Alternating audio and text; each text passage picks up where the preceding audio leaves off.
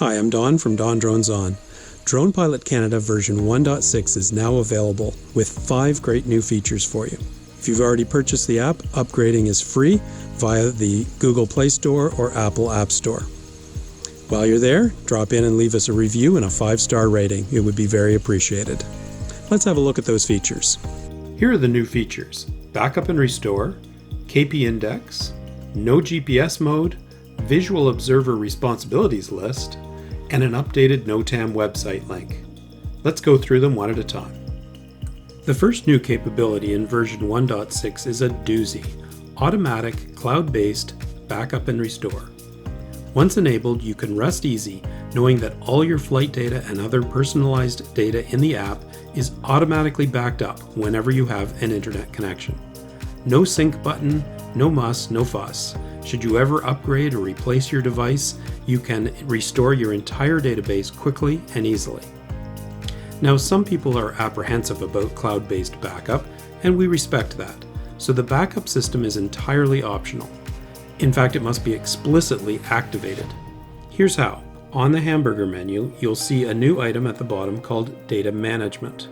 Touching that, you'll see the menu come up.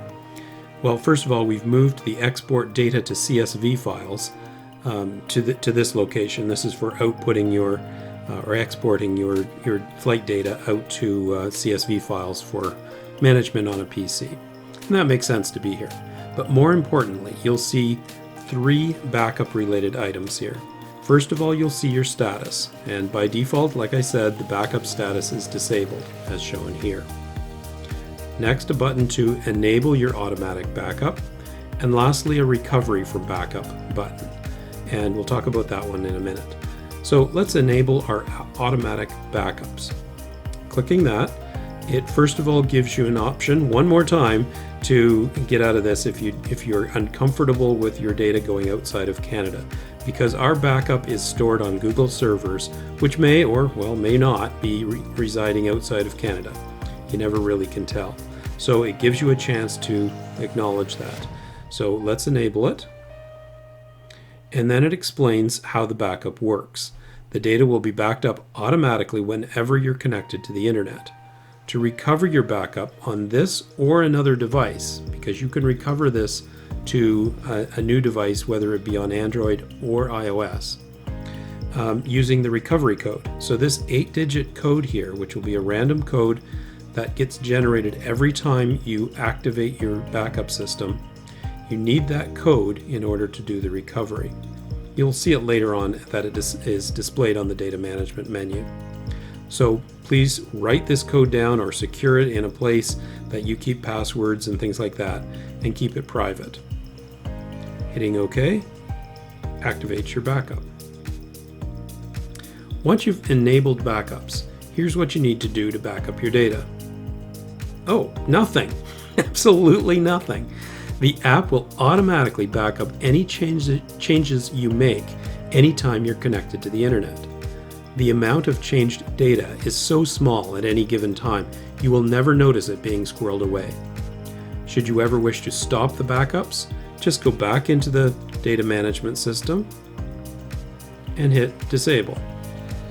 And again, it gives you a chance to cancel out of that if you wish. And it explains that when you disable your backups, you are also completely erasing all evidence of your flights and everything else from the cloud.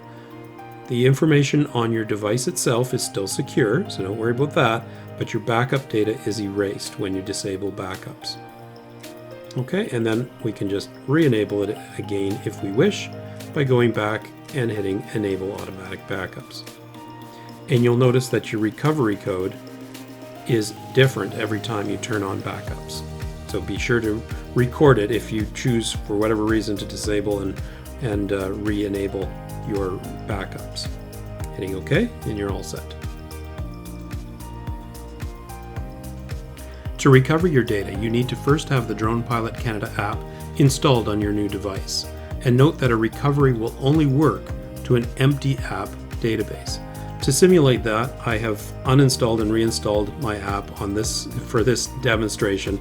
So all you need to do is you go to your data management spot, and you do this before you enter any data into the new instance of your app. So you go to Data Management, you hit Recover from Backup, and it will ask you for that 8-digit code. I hope you remembered what it was.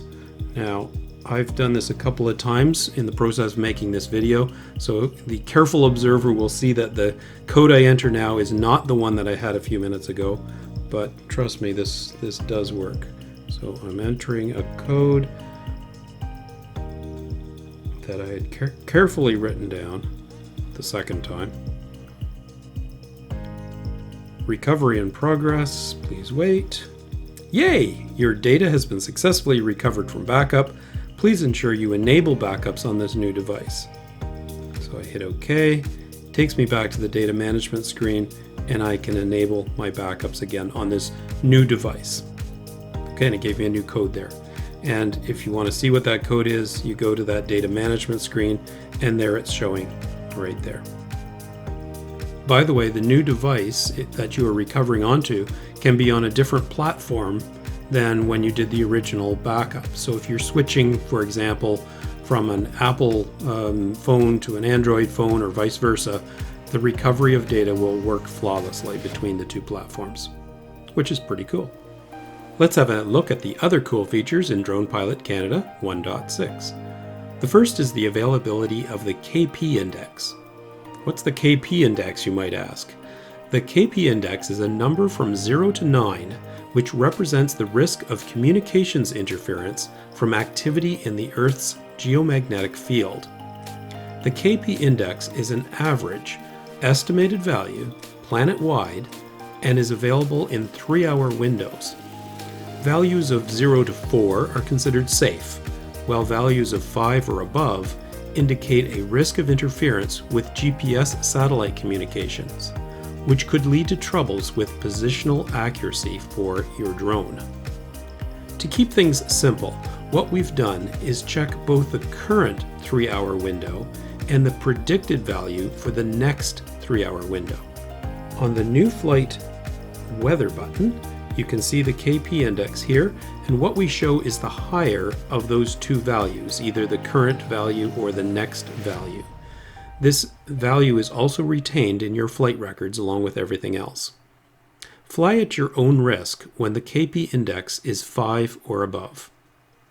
Speaking of GPS systems, the third new feature in this release is the ability to use the app even if you have no GPS signal. We've had a number of users with older tablets with no GPS capability at all.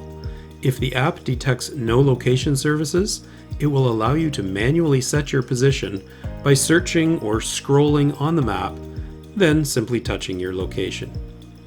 You can record your flight as usual from there. The next feature in version 1.6 is a new item on the Checklists and Procedures screen. Here.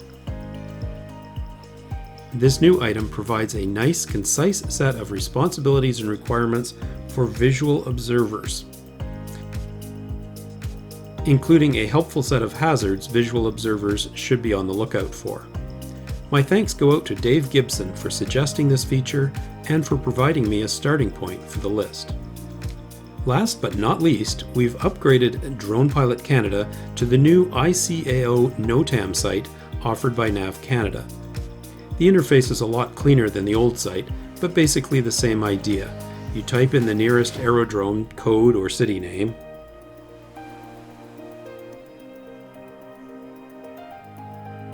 you select the location from your list, and hit search. NOTAMs and other weather information are shown down below. There you go, DronePilot Canada version 1.6. Backup and restore, KP index, no GPS mode, visual observer responsibilities list, and the updated NoTAM website link. Upgrade today, and don't forget to enable your backups, and save that recovery code in a nice safe place. If you haven't already done so, drop into the App Store or the Play Store and leave us a nice review and a 5-star rating. If you have any questions or any feature ideas, drop me a line at my email address, which hopefully will be down there. There it goes. DonDronesOn@gmail.com. Thank you for your time. like and subscribe to my channel for further updates. See you again soon.